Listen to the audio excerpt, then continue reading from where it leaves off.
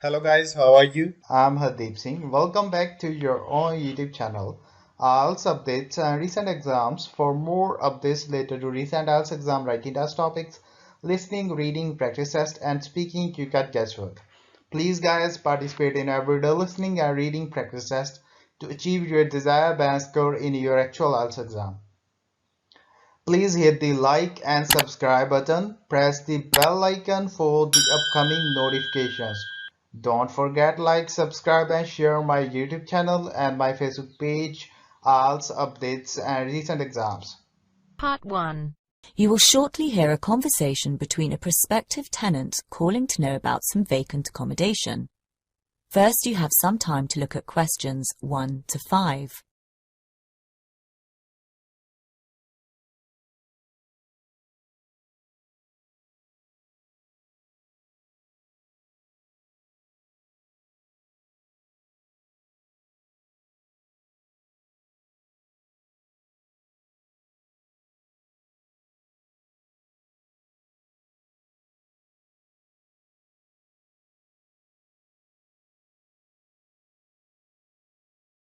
Hello?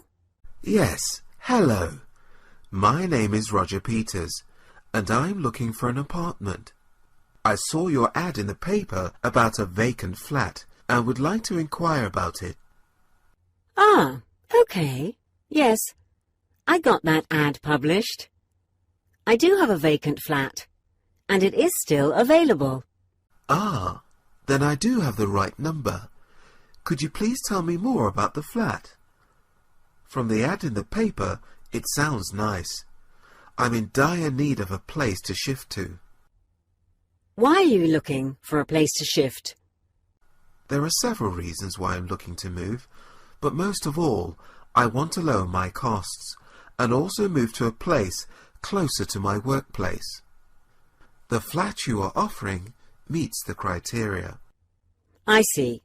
Where are you living now, and how much are you paying for rent? I'm currently living on the East End, off Highland Boulevard. I live in a two-bedroom flat, and I'm paying $800 a month, plus utilities. It's in that new tower, you know, Brannan Complex. Oh yes, that is an exclusive area. Indeed it is. Can I have a little more information about the flat you offer? What would you like to know? Well, how spacious is it? Well, it's big enough to accommodate a family of 4 to 5 members. It has a living room, 2 bedrooms, dining room, kitchen, washroom, and a spacious balcony. Well, there are 3 of us in my family, and that sounds like it would suit us nicely. Is it fully furnished? What about utilities? Yes, it's fully furnished, and utilities included are water, gas, and electricity. You will have to arrange for your own landline for telephone. Nice. And what is the precise location of the building it is housed in? It's in Flayers Tower. It's a fairly new building, built 2 to 3 years back.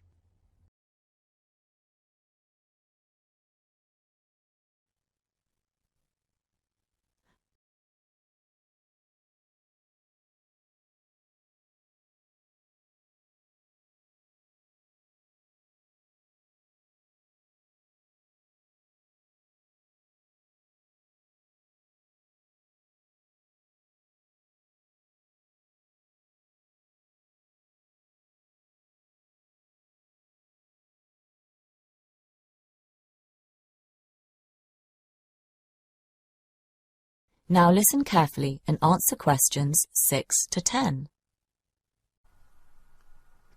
Oh, that sounds great. How much is the rent?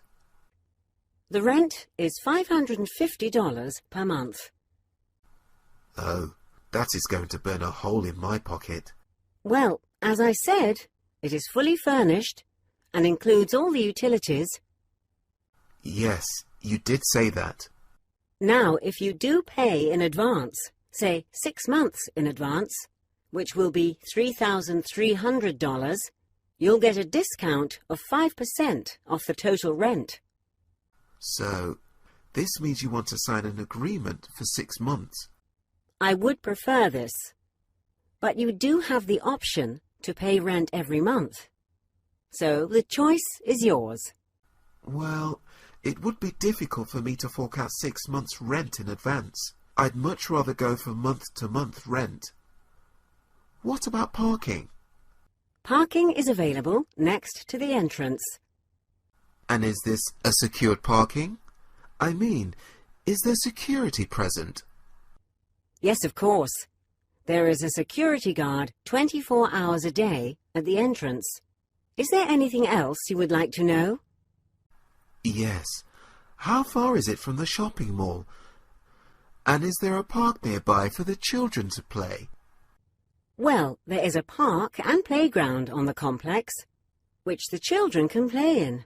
Unfortunately, there is no large mall nearby. The nearest school is 3 kilometers away, but they do have a pickup. There is a fair number of stores nearby for day-to-day shopping. And when does this flat get ready to shift?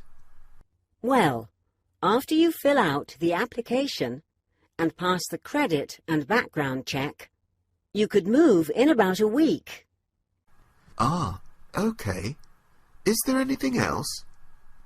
Yes, you do need to pay the first month's rent and a security amount of $500. Why is there a security deposit? Mainly to ensure that you do not leave the apartment in a dilapidated condition. Is it refundable? Only if you leave the apartment clean and in good shape. When can I come by to view the flat and make the arrangements? We can meet tomorrow. Very well. I'll come then. Thank you. That is the end of part 1. You now have half a minute to check your answers.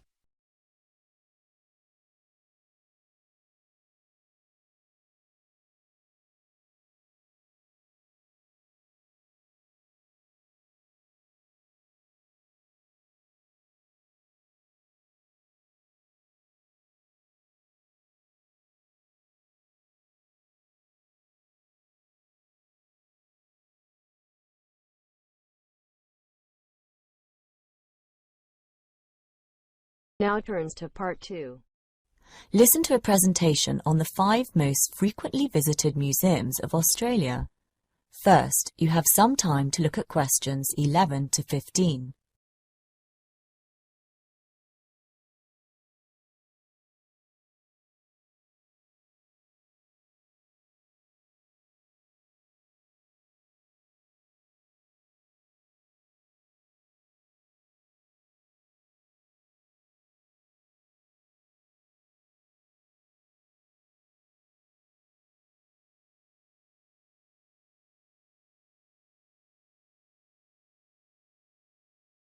Now listen to the first part of the talk and answer questions 11 to 15. Good evening, and thank you, Mr. Livingstone, for inviting me to speak before you all. To all of you, thank you for being here. As you know, my name is Dr. Harold Kramer. I'm the Chief of Operations for the Pacific Museum of Natural History, located here in Queensland.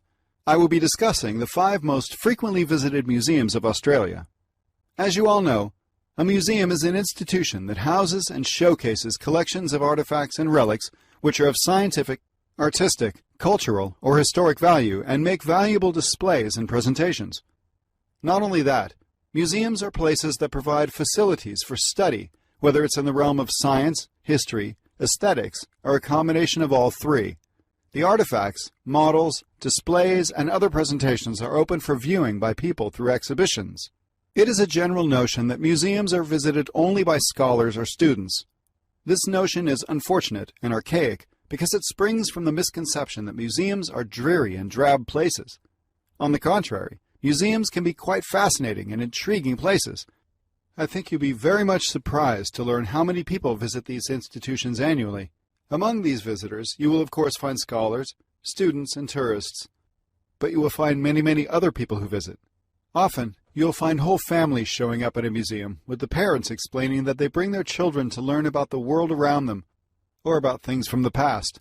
Others come because by visiting they learn about new things and have great, fun-filled experiences. It really is a pleasure to see all these people visit. It makes the job of working in a museum very fulfilling. Before you hear the rest of the talk, you have some time to look at questions 16 to 20.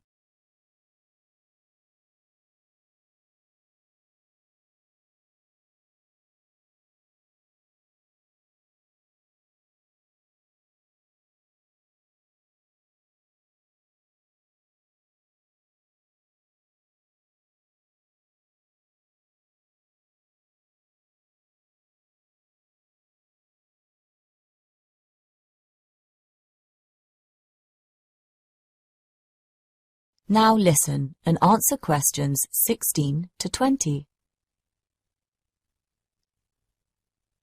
Tonight, I'm going to tell you about the top 5 museums of Australia. The museums that I'm going to speak about are the National Museum of Australia, Museum of Contemporary Art, Australian National Maritime Museum, National Sports Museum, and the National Gallery. After I describe these museums, I will reveal how many have visited them during the summer months this year. The number will astound you. We'll begin with the National Museum. It was established in 1980 and officially opened in Canberra. It preserves the social history of the Aborigines and traces the events that have shaped the nation through the ages.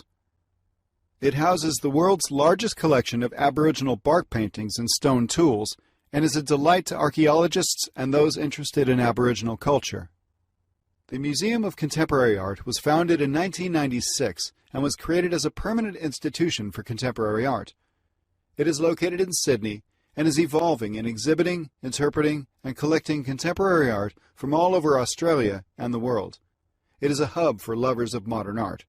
The Australian National Maritime Museum is located in Sydney and is visited for its display of ships and submarines that are often docked in the harbour in front of the museum. It allows visitors to go aboard these vessels and experience life at sea. It also displays items relating to Australia's dependence on the oceans and has been open to the public since 1973. The National Sports Museum is an amazing museum inside the Melbourne Cricket Grounds. As the name suggests, it keeps a record of the sporting stories from its early beginnings to present times. Sporting heroes, their achievements, and other memorable sporting moments find a place here. It was founded in 1969 and includes the Australian Cricket Hall of Fame, the Australian Racing Museum, and the Sport Australia Hall of Fame.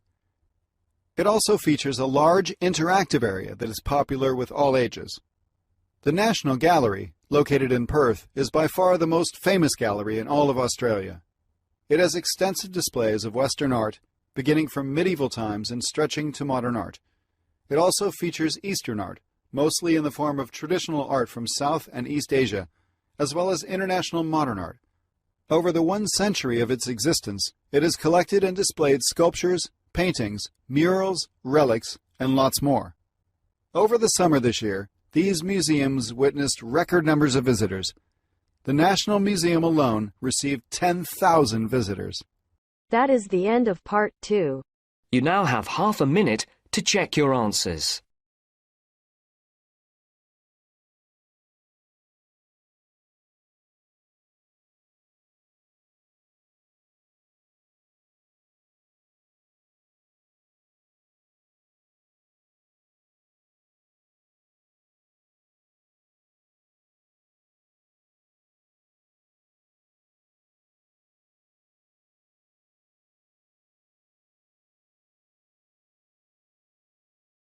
Now turns to part 3.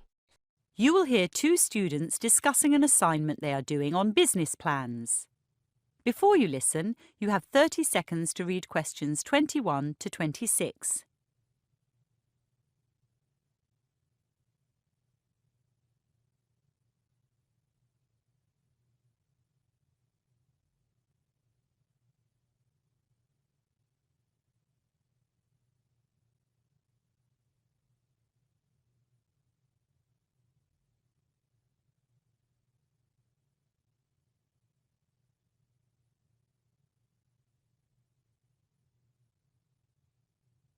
I don't know, Luca.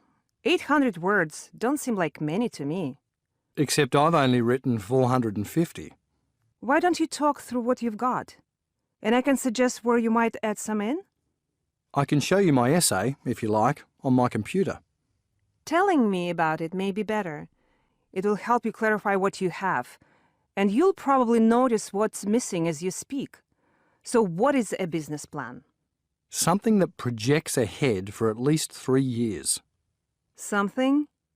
Well, in essence, it's, An analysis of the current situation a business finds itself in, and a projection of its growth. Right. And what else? Basically, I suppose... What about the standards a business plan creates? Oh, yeah. The plan creates standards and it discusses viability. Indeed. Who does it provide a tool for? Investors. I mean, potential investors. Let me turn on my computer to type that in.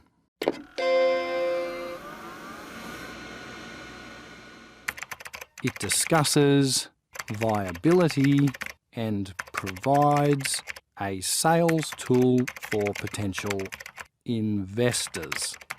Good. Now, what about the 5 steps involved in creating the plan? 5? I wrote down 3 in the lecture. 1, carry out a situational analysis. 2, understand the operating environment. And 3, define business objectives. Were there any others? I'm sure there were 5, but I've forgotten them myself now. Oh, I remember. Something about formulating strategies. Yes, formulate strategies to follow. And 5? Design controls to measure success, though I've no idea what those controls might be. Me neither. I don't have any real-world experience for this course. I'm doing it because my cousin told me it was easy. Anyway, the last thing to note in the essay that there's not just one business plan. A company usually composes separate plans for all sections of the master plan. That means another marketing plan, another production plan, etc. I had no idea there was so much planning. How do businesses have any time to actually work? Before you listen to the rest of the conversation, you have 30 seconds to read questions 27 to 30.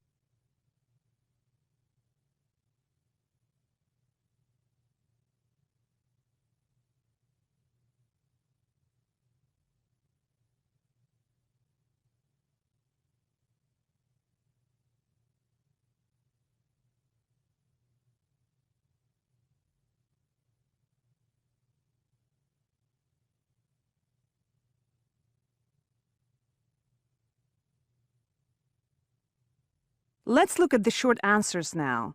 My friend who took this course last year said the final exam contained the short answers from this assignment and the next one. Then I'd better learn them off by heart. So without reading from your computer screen, what are the 5 functions a business can be divided into? You mean MP3F? Yes. M for marketing, the 3 Ps for purchasing, production, and... what's the last one? Personnel. Right, personnel. And F for finance. Good. I see you've remembered that the business profile and appendices open and close the plan. But I think your definition of appendices is a bit vague. What's wrong with end notes? Certainly, appendices are found at the end of the plan, but the phrase supporting documents might describe them more clearly. Okay, I'll write that down. Supporting documents. The key here is that there is support for every section of the plan because an investor wants to see a strong case presented for your business, to know you are not just making assertions. Right. The first few components of your business profile look fine. Business name, location, ownership structure. And business activity is easy enough to describe. True.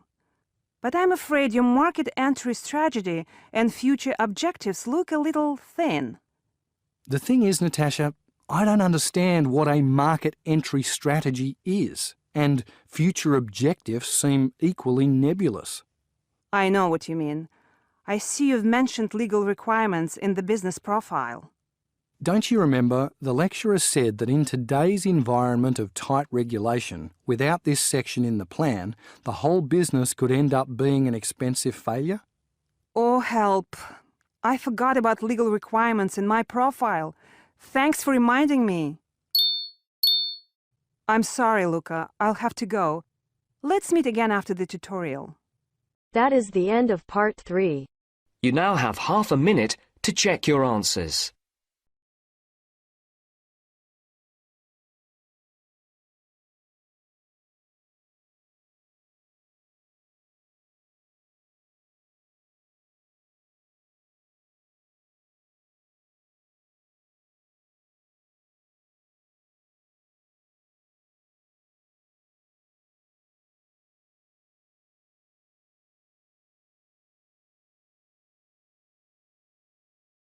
Now turns to part 4. You will hear a lecture on the benefits of reading literature. Before you listen, you have 45 seconds to read questions 31 to 40.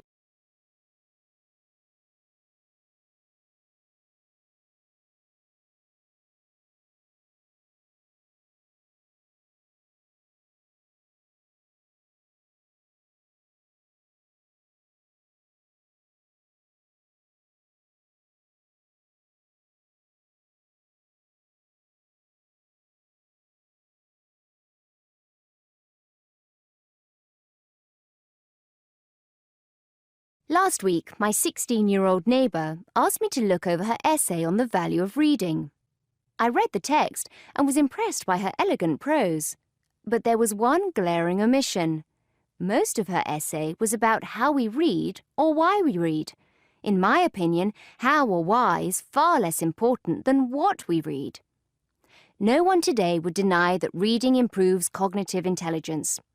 I bet the top 3 students here are also the 3 biggest readers. However, a growing number of experts attribute literary fiction to a reader's enhanced capacity for emotional as well as cognitive intelligence. But what are emotional intelligence and literary fiction? Actually, emotional intelligence is a phrase popularized by the media. Academics like me prefer the term theory of mind, or TOM. TOM is the ability to attribute mental states, beliefs, intentions, desires, pretence, and knowledge to oneself and others, and to understand that others have states different from one's own. Notable deficits in TOM occur in people with schizophrenia, attention deficit, and autism spectrum disorders, or with neurotoxicity due to drug or alcohol abuse. What is literary fiction? Well, it's writing considered as classic, winning widespread acclaim, translated into many languages, and enduring over time. Think Jane Austen, Anton Chekhov, or F. Scott Fitzgerald, and people like Ala Aswani, Paulo Coelho, or Alice Munro. The vast majority of books, however, are not literary. They're non-fiction or popular fiction. Non-fiction deals with facts, and popular fiction with formulaic stories. True, in pop fiction, readers go on an emotional journey, often in exotic settings, but while events may be dramatic, the external and internal lives of characters are predictable. This means readers' expectations remain unchallenged. Their view of the world is intact. Before you listen to the rest of the conversation, you have 30 seconds to read questions.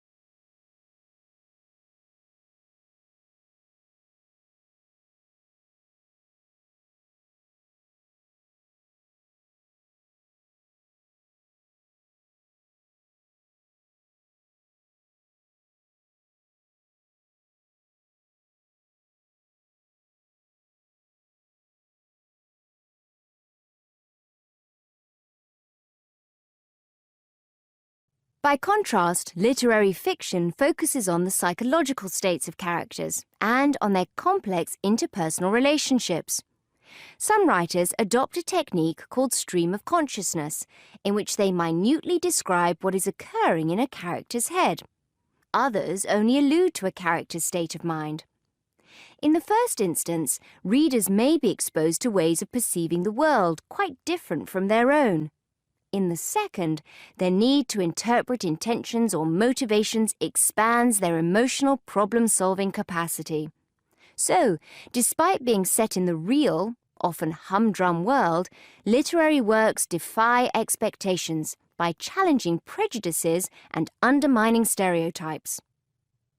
5 experiments by the New York academics David Kidd and Emanuele Castano have confirmed this. They invited hundreds of online participants to read extracts from non-fiction, popular fiction, or literary fiction, or not to read anything at all.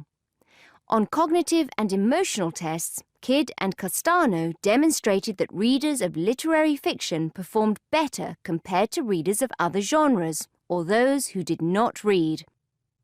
It's conceivable that including literary fiction in the daily routine of prisons, as well as in schools and universities, would bear fruit. It is already known that those in the correctional system who receive credits towards liberal arts college degrees survive better on release. Medicating children with autism or ADHD has been fashionable, but having them read literature may improve their conditions. There are some lesser benefits to reading literary fiction. Firstly, it encourages discipline and connectedness.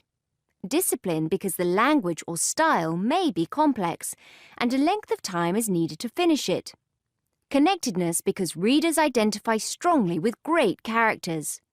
Think about a generation of children who read the 7 Harry Potter books, devoting around 40 hours to them. An equivalent amount of time spent watching a TV series would not generate an equivalent emotional response. Secondly, neuroscientists in 2013 discovered enhanced neural activity in subjects who read fine literature daily. Those who read just before falling asleep were more likely to waken soothed and focused, unlike TV viewers. So why aren't schools, universities and prisons insisting on more literary fiction? Why aren't sales of Nobel Prize winners soaring? Some say life is too demanding. Common Sense Media, a San Francisco-based non-profit organization, produced a report called Why Aren't Teens Reading? It showed that currently 27% of 17-year-olds read for pleasure almost every day, whereas in 1984, 31% did. 30 years ago, 9% of 17-year-olds said they seldom or never read for pleasure. By 2014, those figures had tripled to 27%. Many respondents attribute this change to needing time for other life skills. But it is my argument that, as complexity increases, the young become more adept at dealing with it when they read literary fiction. So, did I suggest my neighbour redraft her essay? No. I gave her a copy of The Little Prince, a French classic from 1943, and asked her to pass it on to a friend when she'd finished. That is the end of part 4. You now have half a minute to check your answers. So guys, don't forget like, subscribe and share my YouTube channel and my Facebook page.